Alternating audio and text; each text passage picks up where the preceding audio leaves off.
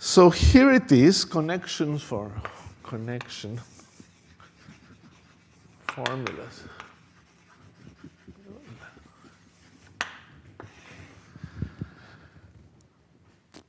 So we'll take a situation as follows. Here is the point of x equals a. I'll put just a here. Here is the x-axis. And I will imagine that I have a linear potential. Oops. So we have a linear potential here. Why do we imagine a linear potential? It's because the thing we would really kind of want to think about is what is called a turning point. Energy and a potential, there's a turning point. But it's clear that near enough to the turning point, this is linear. And the problem where the WKB approximation fails, as we discussed, is precisely in this region. Now, I will make one claim that this is really what's going to connect here. These two asymptotic expansions that we found here are, in fact, WKB approximations of our calculations. So our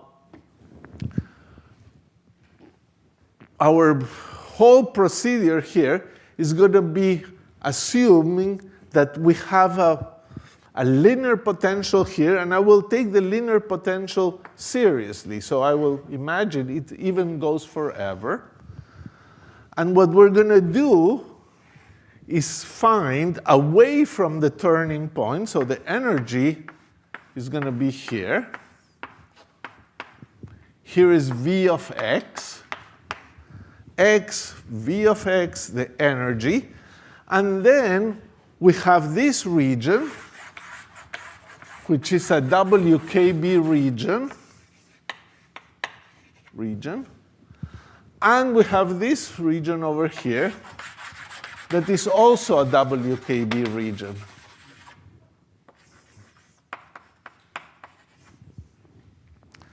And the region in the middle is not a WKB region, it's a region where all solutions fail. WKB solutions fail. They're not valid in this region. So let's assume we have here, therefore, a potential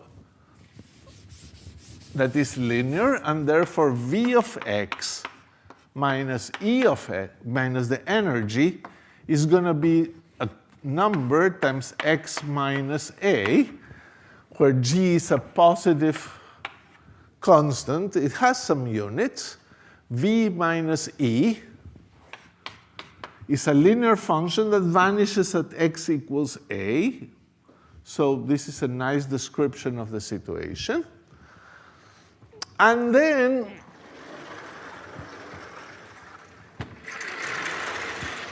you could write a WKB solution. So what is your WKB solution? Let's write a WKB solution, psi WKB, on the right. And then we'll write a WKB solution on the left, the right and left. So here is what we know. Typical WKB solution on the right, that is a forbidden region, square root of kappa of x. You would have a decreasing exponential, e to the minus a to x, kappa of x prime dx prime. And then you have b over square root of kappa of x, e to the a to x, kappa of x prime dx prime.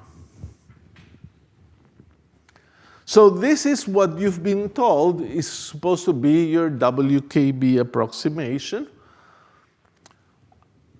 Decaying exponential, a prefactor, growing exponential, a prefactor. And kappa of x is something that you know from this potential. So this you would write for any potential on the right or on the left as well. And here, your kappa of x squared is 2m over h squared v of x minus e.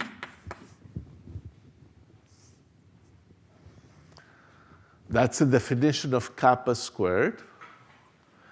You're in the region where v is greater than e.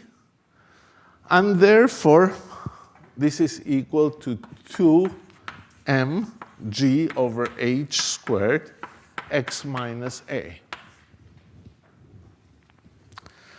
So our next step is a little calculation. We should simplify all these quantities here. We should evaluate them because we have a kappa.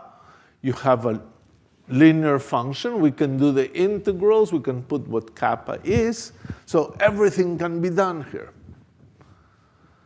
So if we do it, what do we get? So evaluate.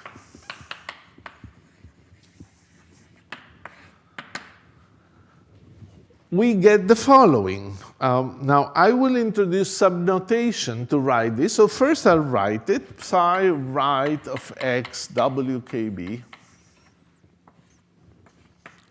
equal 1 over square root of eta. That's a symbol I haven't defined yet. U to the 1/4, e to the minus 2/3, u to the 3/2 plus b square root of eta, 1 over u to the 1/4, e to the 2/3, u to the 3/2. Okay, that's what you get. You recognize the a and the b's. And here is what we need to introduce a couple of variables to make sure we know what every symbol is. And here they are. U is eta x minus a, and eta is 2mg over h squared to the 1/3.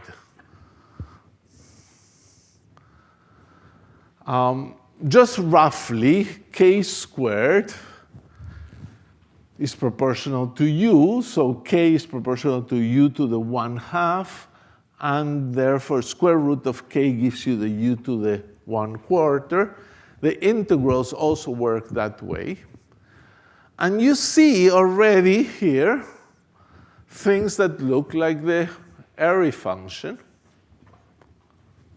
And that will become even clearer soon. So this is our solution.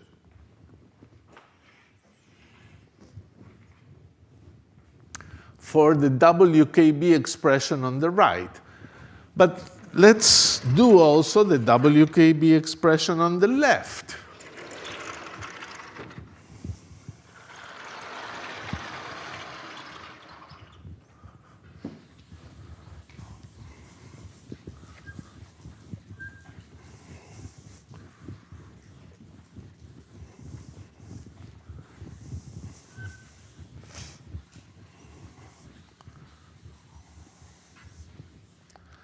The WKB expression on the left would be another wave of this kind, but with cosines or with exponentials that we've done before. So what did it used to look like? It used to look like k of x and integrals of plus minus I integrals of k of x prime dx prime. That was the way the WKB solution looked like. I'm now trying to write this expression for the WKB solution on the right. Now, I want to make a remark that even though I'm using the linear potential, in general, if your potential even eventually becomes something different, in this region, I'm good. So I'm moving away from the bad point sufficiently so that the WKB approximation is good, but I don't want to move away so much so that the potential fails dramatically to be linear. I have to straddle a limited region, in fact. I don't want to go too far. So these were your solutions before in a region where you're in the classically allowed region. Now, this form of the solutions will not be practical for us, so I will write them instead with sines and cosines. It will be better for us to write it with sines and cosines. So let me write it with sines and cosines. Psi left now WKB of u, or x, sorry, is going to be c over square root of k of x. And I'll write a cosine of integral from x to a. You see, I'm on the left, so it's natural to write integrals from x to a. On the other hand, on the right, was natural to write integrals from a to x. And that's what we did. Cosine from x to a.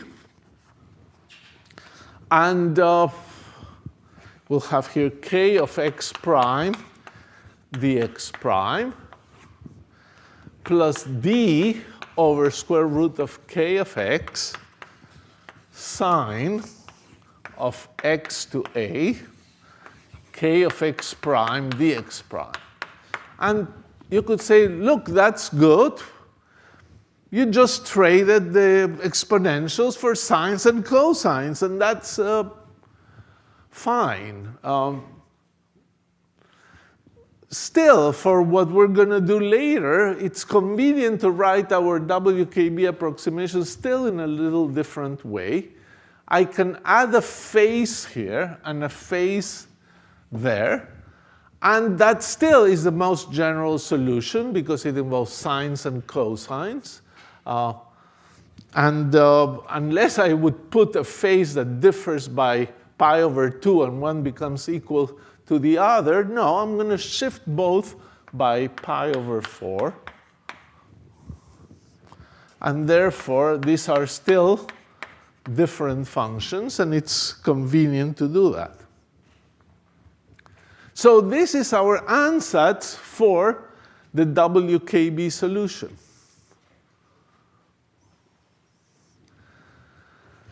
We have to do the same thing we did here, in which we expand and evaluate in terms of u and eta and this quantity. So what do we get?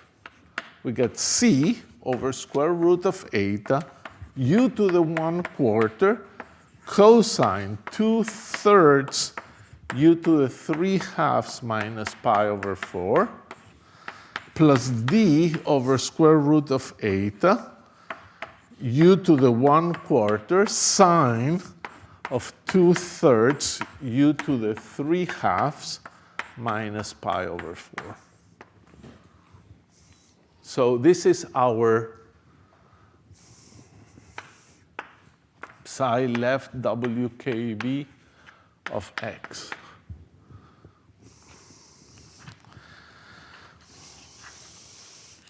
Okay. We're in good shape. I'm going to raise this up.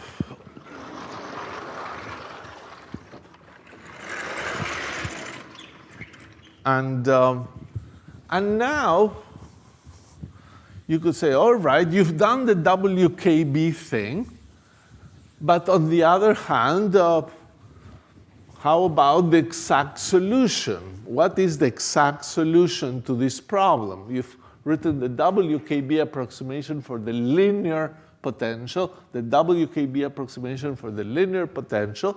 Now, what is the exact solution for the problem? Well, your Schrödinger equation is minus h squared over 2m psi double dot of x plus v of x minus the energy on psi is equal to 0.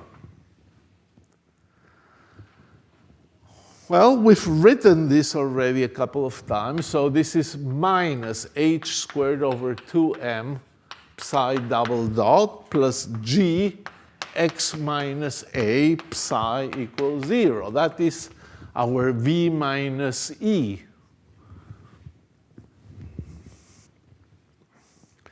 And in terms of the u variable,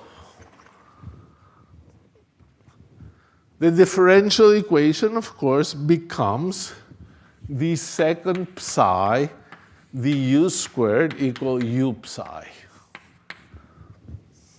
That's why the Airy function is relevant here. We get back to that equation. That is the equation for the exact linear potential, and those would be the exact solutions. So our exact solutions are psi being some linear combination of the Airy function and the other Airy function.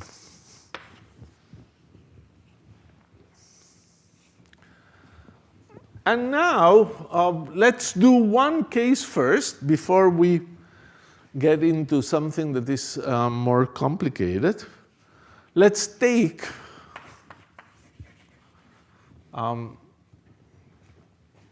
psi to be the solution, to be the Airy function ai of u. That's your solution now.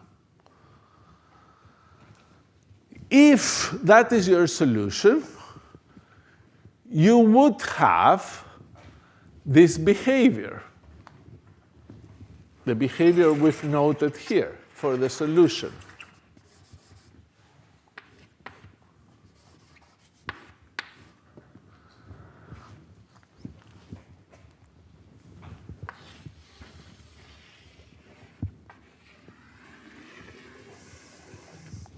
And now you compare and you look at what you got. And you say, all right, I have a solution, and I know how it looks, rigorously, how it looks to the right and to the left. That's how it looks. And this is the exact solution. This is the WKB solution, and I know how it looks to the right and how it looks to the left. And I see the correspondence. We see this term in yellow is a solution that is a decaying exponential, and we see it here.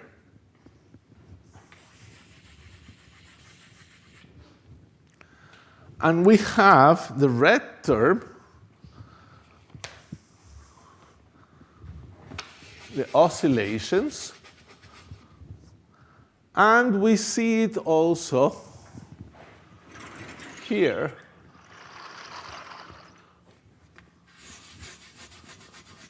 So here is a connection condition. In fact, when you derive these asymptotic expansions, you did a true connection condition because you connected a single function from the left and from the right. Here it was to the right, here it was to the left, and it's a connection formula because it's the same function. So here we see that if we wrote a WKB solution and we were aiming at maybe this solution, we would have that this term connects with this term. And the coefficients differ by 1/2. That 1/2 has no other explanation than the asymptotic expansions. There's the square root of pi, these things, and there's the two functions.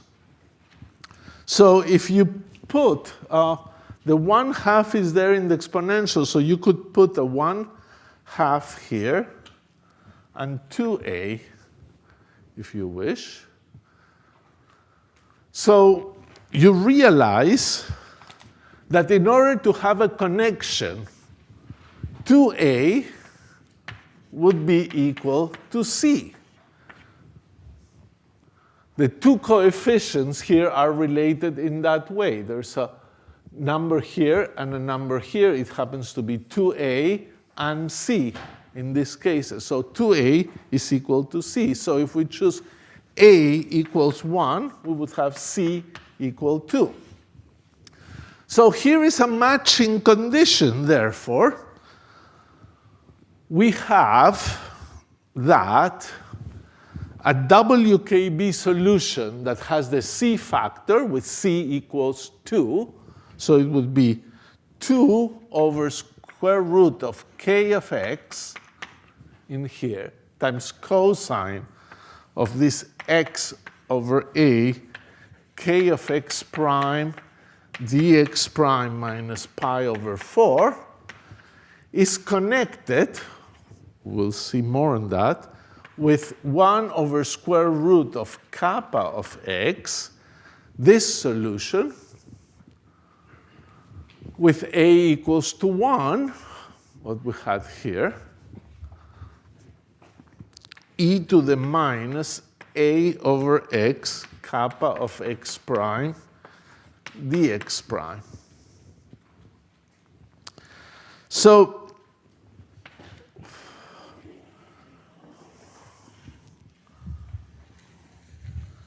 that is the first connection condition.